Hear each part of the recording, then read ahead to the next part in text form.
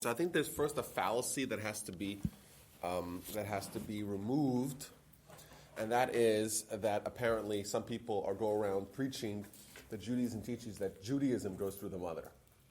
They say Judaism goes through the mother, which is nonsense. I don't know where they got it from, and it's a total simplification of the issue. And obviously the problem is because if your dad's a Kohen, you're a Kohen. Your dad's an Israelite, you're an Israelite. Your dad's a Levi, you're a Levi. If your mom's a Kohen, your dad's a Levi, you're a Levi. So why would the Judaism go through the mother and everything else go through the dad? You know, it seems very bizarre. So the way it works is like this. Okay, it's very simple, but it's a few things that need to be kind of clicked. So first of all, this comes from the Torah. The Torah has a verse that talks about what happens when there is an intermarriage. It doesn't matter how the intermarriage happens. If there's a Jew and a non-Jew that are marrying, the Torah does not recognize that marriage. Okay? That's point number one that's established. The Torah does not recognize that marriage. Right? The Torah has its rules for marriage, and one of the rules of marriage is that Gentiles marry Gentiles and Jews marry Jews. That's just the way it is. Okay? Well, what happens if there's something that goes awry and a Jew marries a non-Jew, right? Either the Jew man marries a non-Jewish woman, or the non-Jewish man marries the Jewish woman. Does the Torah recognize that marriage? No, it doesn't. So what happens if that marriage produces a child? Who are the parents of the child? So, so the first question is, are they married or not? They're not married. So all we know for sure is that this woman had a child. We have no idea who the dad is, right? Because if there's a marriage, we assume that the father is the dad. Let's take this, dial this back a little bit. A regular Jewish man and a regular Jewish woman are married. Well, of course, there's no thing as a regular Jewish person. We're all fantastic. But a Jew marries a Jew. Okay? She becomes pregnant. Mazel tov, they have a baby, right? Who's the dad? The husband, right? The husband. Presumption. Right. We presume it's the husband. How do we know? You never do. Huh? You never do. But we're presuming. What is the basis of our presumption? The basis of our presumption is the fact because they're married, there is this chazaka that the Talmud says. There is an assumption, a presupposition, that the majority of the intercourses that a woman will have when she's married is going to be with her husband. We don't know for sure, of course, there's exceptions. Right? But then it's chazaka. It's a chazaka. And therefore, because we assume that they're married, well, we know they're married, that's for sure it's established. We know they're married, therefore we assume he's the dad.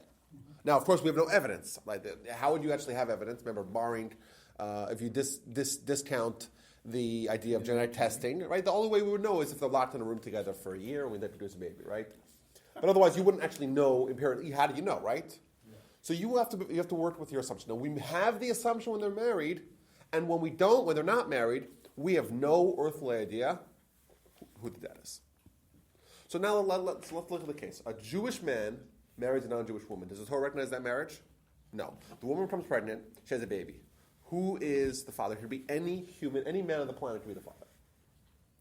And we don't have this assumption to say that the majority of the intercourse that she'll have is with her husband because she doesn't have a husband.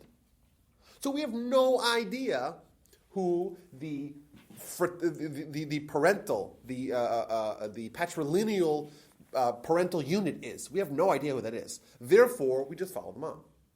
So if a Jewish man, non-Jewish woman, we just follow the mom. Conversely, if it's a non-Jewish man and a Jewish woman, we just follow the mom.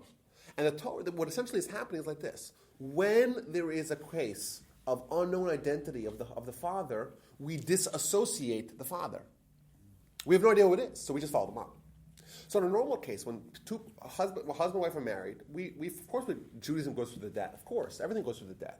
You get your last names from your dad, you get your Judaism, and you get if you're calling Levite or Israelite from your dad. But in a case where we have no earthly idea who the dad is, well, who do we follow then? We follow the mom. The mom's Jewish, child's Jewish. Mom's not Jewish, child's not Jewish. Simple. And this clarifies everything. Everything makes sense now. It's not some sort of weird, bizarre, quirky rule that we're following the mom for Judaism and we're following the dad for everything else. It's just the question is, how do we know who this child is? Why did it change? It never did change. This is a verse in the Torah. This is a verse in the Torah. The verse in the Torah, the Talmud Yevamis 23 or whatever, I think 23 or 24, talks about this and explains the way it works is not that we look at the mom always. It's just when there's a mixed marriage, we disassociate the dad, and therefore all we have left is the mom. So picking up on David's point, I don't know what David's point before was. I'll tell you that the sages from ages ago, they had children with their maidservants who weren't Jewish. How do you know that? Well, I don't know. I assume. Who? Give me one example All of the that. maidservants do? I don't know any examples of that. Well, Ishmael, remember, that's before the Torah. That's before the Torah. They married her, but he married her. He married her. Yeah, but she wasn't. Well, he wasn't Jewish either, right? What about Abraham? I'm saying we know that Abraham wasn't following the entire Torah because it was before the Torah was given. Just like Jacob married two sisters. The Torah has an explicit verse, you're not allowed to marry two sisters. Well, the point is that we're working within the Torah framework. Right? Now, it's possible, by the way, that Hagar or Hagar, she converted, right? So then there would be wasn't a Jew, and how did he well, I'm saying converted in whatever sense that is, whatever conversion was at that time. So why do we say that Abraham had the Torah before? Well, he did have the Torah. The question is, under what parameters and within what framework was he observing it? He was not observing it as someone who was obligated to observe by it, as evidence, like we say, by the fact that Jacob married two sisters, when the Torah has an explicit verse and there's no denying that you cannot marry two sisters. So everyone has their ways of tiptoeing around this issue. For example, Ramban, Nachmanides, he writes that they observe the Torah in Israel. Now, we don't have a clause anywhere in the Torah that says that the Torah is only valid in Israel, only binding in Israel. We don't have that, right? But for the balance of how the forefathers observed the Torah, yet we see they didn't observe the Torah. Well, is it in Israel versus non-Israel? The other answer is given to that question as well. But either way, I don't know what you're referring to, that the sages married their maidservants. Like I said, we have Abraham, Isaac, and Jacob, but I don't know of any other instances. And if you would, the sages would not marry someone who wasn't Jewish. That's clear. That's abundantly clear. But that's the point. The point is that it's not this global, universal principle we follow the mom. That's not what it is. It's just in these instances, the Torah tells us, do not look at the dad because we don't know who the dad is. I was reading a commentary. You could be wrong or right, but the reason why Ishmael was not Jewish and Isaac was because Isaac chose to be and Ishmael did not. It wasn't because the father or the mother. Well, remember, this is that's what it said well, the verse, the Torah says like this. The Almighty tells Abraham, "B'Yitzchak yikar lecha zera." Through Yitzchak, it will be your legacy, or will be your continuity, your children. And that means that Yitzchak is going to be the forebearer of the line that's going to eventually become the Jewish people. Of course, Yitzchak had Esav. Esav is not the forebearer of the Jewish people. So it's Yitzchak, which the Talmud explains. It's partially Yitzchak, but not all of Yitzchak. So only half of Yitzchak, i.e. Jacob, became the forebearer of the Jewish people. But this is in the form of who's going to eventually be the father of the Jewish people. So was Jacob actually the first Jew? No, not quite. I'm saying, like we said, Jacob married two sisters. Oh, Jacob was the first one that didn't have any splinters that would not be the forebearers of the Jewish people. He didn't have any one of his kids that said, okay, this kid is not going to be part. Like, this is the Esau or the Ishmael of Jacob. We don't have that. So he's, that's why we're called Bnei Yisrael, the children of Israel. We're called Israel because Jacob's name was Israel. And all of Jacob's kids, all of the descendants of Jacob are the Jewish people, comprised of Jewish people, plus, of course, we have the converts, etc., people that joined as well. But all of Jacob's children are the biological children of Israel, nation of Israel, Jewish people. Okay, when somebody is converted, his Hebrew name is so-and-so B'nai Avraham, right?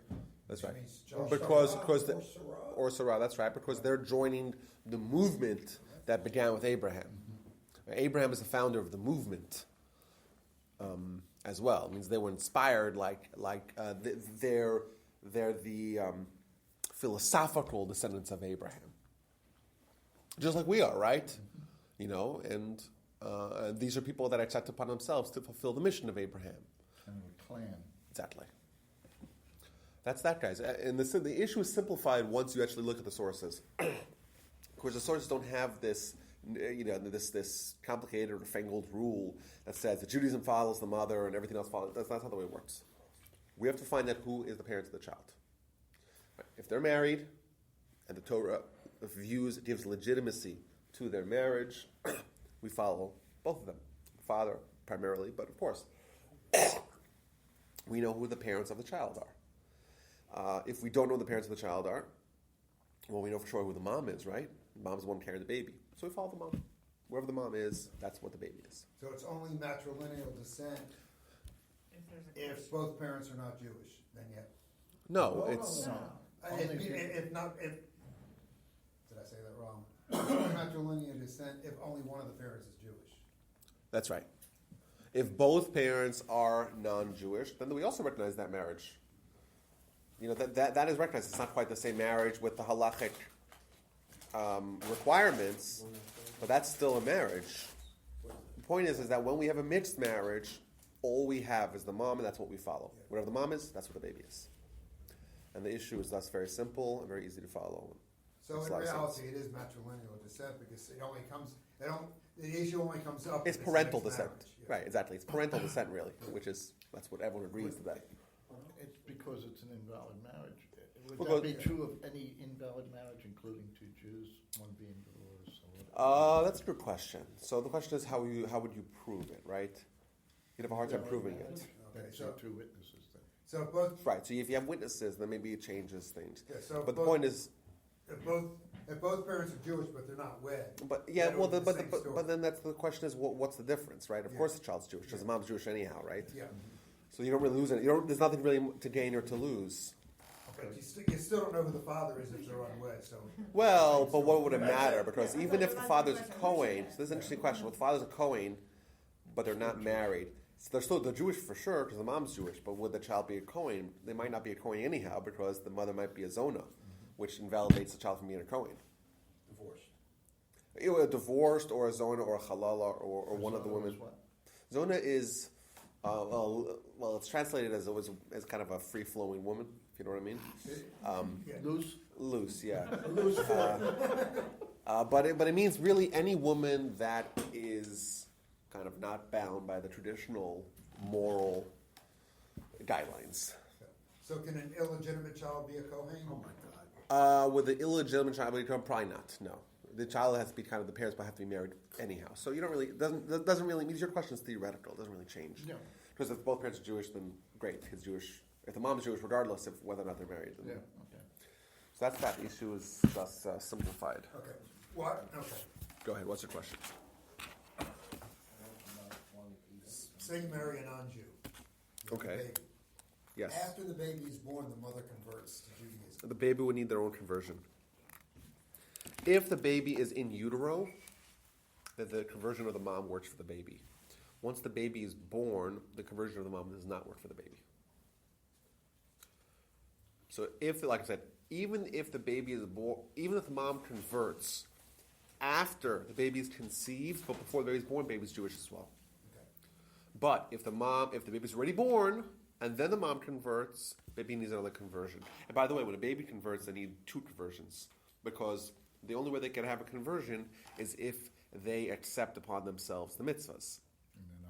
And they're not old enough. So they have like a contingent, conditional conversion, and then they would have to re-up it, reaffirm it when they become bar mitzvah. Okay, one more question. Now that we're in the 21st century, and we have ways of proving who the father is, if you can prove that the baby's father is the baby's father and he's Jewish, would that baby be Jewish? Those methods of proof are not sufficient. I will tell you, very interestingly, this man, his name is Bennett Green.